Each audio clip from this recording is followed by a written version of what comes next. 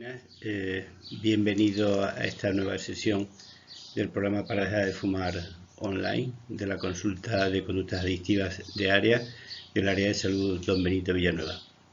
En esta ocasión vamos a hablar de cómo es la atención que tiene el fumador y cómo es el lenguaje que emplea y cuáles son los cambios que debe de hacer para conseguir una correcta deshabituación. Muchas veces lo que pensamos no lo decimos.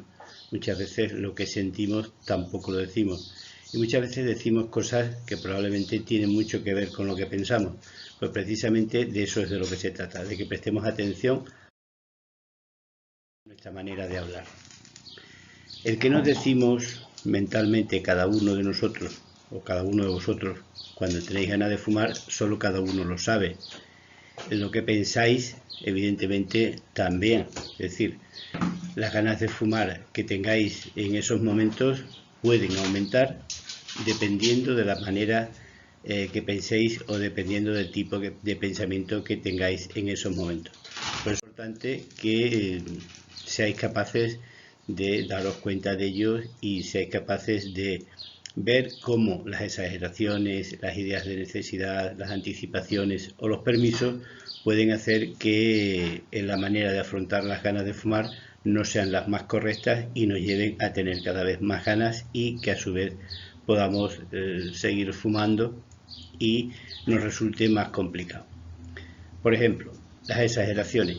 Es horrible, es espantoso, o muchas veces hay personas que dicen incontrolable, es decir, exageran todo eso que le está sucediendo. No es ni más ni menos que una expresión que va a hacer de que les aumente por ello las ganas de fumar. El pensar en tener una idea de necesidad, que muchas veces no son ideas realistas, necesito fumar. No necesitas fumar, necesitas respirar. Si no fumas no te pasa nada, pero si no respiras probablemente sí. O el anticipar. Muchas veces vosotros decís, tarde o temprano volveré a fumar. No podré aguantar estar tanto tiempo así. Pues lo único que estáis haciendo es anticipar el fracaso. Y anticipar el fracaso significa de que vais a fracasar sí o sí. Es decir, no hace falta hacer más experimentos. Todo está en vuestra manera de pensar y de afrontar esas ganas de fumar. O también tipos del pensamiento de que por uno no pasa nada, de que yo esto lo controlo, son pensamientos que van a hacer equivocaros. ¿Por qué? Pues porque por uno sí pasa, porque si estamos en el 1, hemos dado el paso del 0, que no es nada, al 1, que ya es algo. Y cuando ya hay algo, probablemente venga algo más, que es el 2, el 3 o el 4, que es lo que no queréis. Pero evidentemente muchas veces esto no consigue o no consiste en conseguir lo que uno quiere, sino que consiste en conseguir lo que uno se esfuerza en querer conseguir. Vamos a ver qué pasa cuando piensas que las ganas de fumar son horribles e incontrolables. Pues efectivamente se pueden convertir en horribles e incontrolables porque es lo que tú estás pensando. Pero es mucho más realista pensar que esas ganas de fumar pueden ser intensas, pueden ser muy molestas, pueden ser desagradables, pero para nada van a ser ni horribles ni incontrolables. El pensar que puedan ser horribles van a hacer de que sean horribles. El pensar que sean incontrolables van a hacer que sean incontrolables. Y el pensar que son intensas, lo único que nos va a hacer es pensar que son lo mismo que unas olas que son intensas, pero ya se irán. Vienen y van. Nos puede molestar, pero es una cuestión temporal. Las ganas de fumar no duran toda la vida. Tienen fecha de caducidad. Por el contrario, cuando necesitamos fumar un cigarrillo, aparece siempre esa idea de necesito un cigarrillo. Es mucho más realista pensar, me apetece, pero no lo necesito. Si previamente habéis hecho un autorregistro, habéis registrado la cantidad de cigarrillos que os fumáis, habéis registrado el tiempo en el que lo fumáis, vais a ver la diferencia de tiempo que hay entre uno y otro. Si habéis analizado la situación, vais a ver en qué situaciones fumáis más en unas que en otras. Y sobre todo, si habéis analizado el grado de satisfacción que os produce, veréis que todos los cigarros no os satisfacen igual. Y sin embargo, los cigarrillos son todos iguales, no ocupan un orden en el paquete, ni unos son mejores o peores que otros. Entonces, es mucho más realista pensar que te apetece fumar, pero que no lo necesitas. Es decir, no tienes una necesidad de fumar. Hasta ahora tú creías que la tenías, pero realmente si no fumas no te pasa nada. Entonces vamos cambiando nuestro pensamiento en un pensamiento muchas veces irracional, en un pensamiento mucho más realista. Como puede ser irracional pensar que no puedo aguantar. Muchas personas decís, es que no puedo aguantar más. Eso es un pensamiento irreal. Es mucho más real pensar que es una reacción normal, como explicamos muchas veces. Es decir, seguir teniendo ganas de fumar es normal. Y es normal seguir teniendo ganas de fumar y controlarlas. Y vamos a ver cómo cada vez vamos a tener mucha más experiencia en controlar esas ganas de fumar, y cada vez esas ganas de fumar las vamos a controlar mucho mejor. Entonces, si nos centramos en las ganas de fumar, vamos a ver que estas ganas de fumar van a aumentar. Pero si no le damos tanta importancia como muchas veces le damos, vamos a ver que las ganas de fumar, lo mismo que vienen, se van, como dije anteriormente. Es decir, son como las olas. Las olas no las podemos parar. Podemos poner rompeolas, pero las olas van a seguir viniendo. Entonces, es más realista pensar que es normal y que si aprendo a combatirlas, estas ganas de fumar cada vez irán siendo mucho mejor controladas, hasta tal manera de que muchas veces ya sean imperceptibles y podamos decir que tenemos muy pocas ganas de fumar, pero ganas de fumar seguís teniendo a lo largo del tiempo. Otra manera de pensar de un modo irracional es pensar que ya no vais a fumar más, que qué horror. No, es decir, no sabe si vas a volver a fumar más o no, pero sí es mucho más realista decidir que en este momento, en el aquí y en el ahora, yo he decidido dejar de fumar o no fumar. Y esto lo puedo revisar en cualquier momento. Es decir, es un objetivo parcial y es un objetivo sobre todo revisable. ¿Qué significa esto? Pues esto significa que si no estamos a gusto con él, podemos modificarlo en cualquier momento. Pero claro, si ya pensamos que esto ya es definitivo, que esto es para toda la vida, y esto lo hacéis muchos de vosotros, decir yo no volveré. No, esto no se sabe. Probablemente vuelva quien toda esta planificación no la haga como la tiene que hacer. Por eso es mucho más fácil marcarse objetivos y pensamientos realistas que nos ayudan a saber que el día a día, que el momento a momento es lo más importante.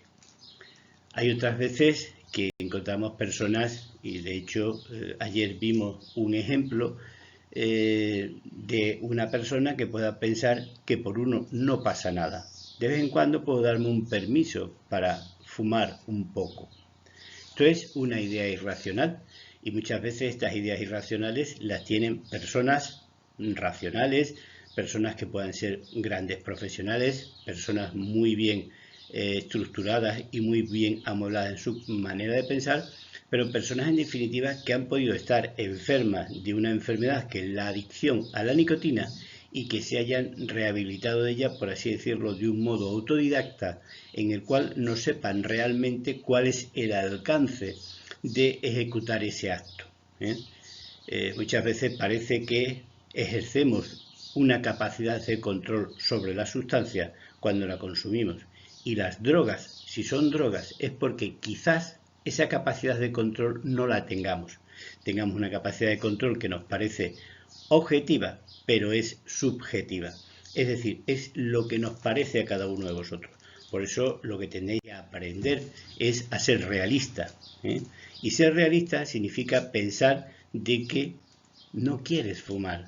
Y si lo haces, esa pequeña cantidad probablemente muchas veces estés en la cuerda floja que te haga decaerte.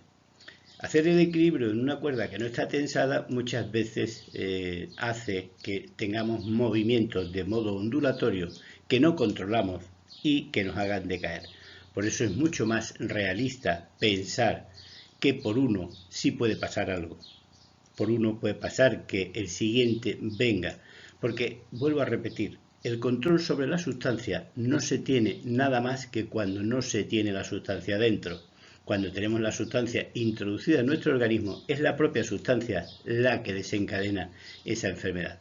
Y si somos lo suficientemente fuertes como pudiese ser Superman o Supergirl, no podemos pensar de que eso lo controlamos, porque no somos nosotros, vuelvo a repetir, es la sustancia. Si hablamos con cualquier persona que haya desarrollado una conducta adictiva a cualquier sustancia, nos dirá que el control sobre esa sustancia, en el caso de la nicotina, es el que más trabajo le ha costado encontrar. ¿Por qué? Pues porque hay muchas situaciones, muchas maneras, muchas personas, muchos entornos, muchos momentos en los que se puede consumir que no se comparten con otras sustancias, y eso le hace a la nicotina de ser una sustancia mucho más adictiva por la dificultad que tiene la persona para mantenerse sin su consumo. Otra cosa es el autoengaño que la persona se haga, otra cosa es lo que la persona se diga a sí misma, pero si realmente es consciente de la toxicidad que tiene la nicotina, si es consciente de la adicción que produce la nicotina, evidentemente no se puede dar un permiso. Es como si fuésemos conscientes del peligro que tiene asomarse a una presa del pantano sin la barandilla y pensar que podemos asomar medio cuerpo y hacerlo solamente una vez, que no nos va a pasar nada. Porque probablemente si repetimos otra vez y repetimos otra vez y repetimos otra vez, en alguna de ellas encontraremos el accidente. Por eso lo mejor es pensar que no quiero hacerlo, no quiero asomarme a esa presa sin barandilla, porque sé que si lo hago probablemente algún día caeré. Es decir, todo esto es cambiar nuestra manera de pensar, y eso es muchas veces lo que las personas que al dejar de fumar no siguen un procedimiento concreto, no siguen un procedimiento reglado y no siguen un procedimiento instruido y formado como el que va a ser el que estáis vosotros siguiendo, puedan llegar a pensar. Por eso la manera de pensar es muy importante en la manera de hacer y por supuesto en la manera de conseguir. Por el contrario, también podemos encontrar otras personas, si todo esto que hasta ahora hemos escuchado no es lo que pensáis, sí puede haber personas que piensen que necesitan una varita mágica, que necesitan su momento. El programa este es tan estupendo, el especialista está tan bien curtido en este asunto, que en algún momento yo encontraré la solución. Pues probablemente eso es un pensamiento irracional. ¿Por qué? Pues porque lo que tenéis que pensar es que este programa es estupendo precisamente porque tú eres estupendo. Y depende de tu esfuerzo de cómo tú consigas el rendimiento. Entonces, el éxito de lo que consigáis no tiene que ver con el programa. El éxito de lo que consigáis depende del esfuerzo, de lo que vosotros hagáis, de lo que vosotros os empeñéis y sobre todo de lo pragmático que sea, es decir, de lo práctico que seáis, es decir, de lo que hagáis. Entonces, este programa requiere vuestro... Pero el esfuerzo tenéis que pensar que no es para siempre, ni hay que mantenerlo siempre. El esfuerzo es temporal, hasta que conseguís libraros de esta enfermedad. Y yo digo que esta enfermedad es prevenible, tratable y curable. Es decir, esto no es una enfermedad crónica para toda la vida. Evidentemente, para conseguir que pueda ser curable, hay que mantenerse abstinente, es decir, hay que mantenerse sin fumar. Por eso las autoinstrucciones, es decir, las instrucciones que os deis vosotros a vosotros mismos, pueden ser tremendamente eficaces o pueden ser tremendamente terribles para conseguir una cosa u otra. Vuestro pensamiento, vuestras ideas se suelen agolpar muchas veces en la cabeza y pueden haceros sentir la sensación de estar atropellado, de estar fuera de paso y de que no lo vais a conseguir. Vamos a ver cómo es esas ideas perturbadoras que contribuyen no solo a que no lo consigáis, sino que aumente vuestro deseo de hacerlo y que en ocasiones os vaya haciendo de pensar de que esto es muy duro y muy difícil, no son así. Y si ponemos orden en ese lenguaje interior, en esa manera de pensar, vamos a ver cómo esas ganas de fumar son normales tenerlas y no pasa nada por vivir en ellas. Es decir, las instrucciones, las autoinstrucciones son como si tuvieseis al lado siempre a una persona, a un amigo, a un profesional, a alguien que os ponga un poco de orden en ese bullicio de ideas que os pueden ir surgiendo, que unas veces es una y otras veces es otra. Por eso vuestra manera de pensar es muy importante. Y es muy importante que cuando tengáis deseo de fumar, que lo tendréis, que lo seguiréis teniendo y que lo tendréis durante mucho tiempo, no sabemos cuánto, porque esto depende de cada persona y depende de cada procedimiento, no podemos ponerle una temporalidad, pero sí podemos ponerle el calificativo de que es una reacción normal el seguir teniendo deseo. Es decir, tener ganas de fumar después de haber dejado de fumar es normal. Es normal saber que no lo vas a eliminar, que no hay una medicación que te haga que eso desaparezca. Lo que te puede ayudar esa medicación, lo mismo que te puede ayudar lo que tú piensas, es a controlar ese deseo. Y lo mismo que aparece ese pensamiento, como las olas vienen y van, aparece y desaparece. Y eso no lo podemos evitar. Como tampoco podemos evitar respirar. La respiración es una función normal de nuestro cuerpo para mantenernos vivos. Y precisamente es a través de la respiración como os habéis ido muchos años autoadministrando una sustancia o múltiples sustancias, unas que os han mantenido unidos al consumo y otras que os han mantenido unidos al daño por su toxicidad. Entonces, la respiración, una de las funciones más importantes a recuperar cuando una persona deja de fumar, porque respirar tenemos que seguir respirando.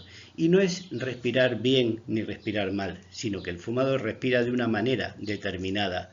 Por el hecho de fumar, cuando enciende el cigarro, lo que estáis haciendo es un periodo de apnea. Cuando dais la primera calada, retenéis el aire dentro y lo expiráis posteriormente después de un tiempo. Bueno, pues esa manera de respirar se ha convertido en automática después de muchos años. El seguir con esa respiración después de dejar de fumar es normal. Por eso muchas veces, como ya no encendéis cigarros, hacéis como si fuese un suspiro. Y eso parece que es una respiración de pena. No, no es un sentimiento de pena, es simplemente respirar de la manera automática en la cual habéis estado programado durante muchos años. Por eso la respiración es una de las mejores herramientas para combatir el deseo de fumar. Respirar, como os digo muchas veces, acordándoos del 112 de los servicios de emergencia. 1, un tiempo para inspirar. 1, un tiempo para mantener y 2, 2 tiempos para expirar. Os he dicho muchas veces que la manera en la cual echamos el aire es la mejor medicina para que nuestros pulmones liberen ese aire que muchas veces no es beneficioso y pueda ser cambiado por un aire que contenga muchas más proporciones de oxígeno y que pueda pasar a través de los alvéolos a la sangre. Por eso la expiración es tan importante como la inspiración, como el mantenimiento, y por eso tenemos que ser conscientes de nuestra respiración. Con las técnicas que os paso habitualmente tenéis que ser conscientes que la respiración es una de las funciones más importantes que tenemos que mantener si queremos mantenernos vivos. Y también es importante como autoinstrucción de que penséis que en cualquier caso, si el deseo de fumar sigue siendo muy intenso, siempre podéis tener a mano mi listín de teléfono, siempre podéis tener a mano mi WhatsApp y comunicárselo a un amigo que me pueda solucionar en ese momento a establecer una prioridad en las ideas que muchas veces no soy capaz de encontrar. Así que la atención y el lenguaje, que sepáis que son muy importantes a la hora de conseguir dejar de fumar. Muchas gracias.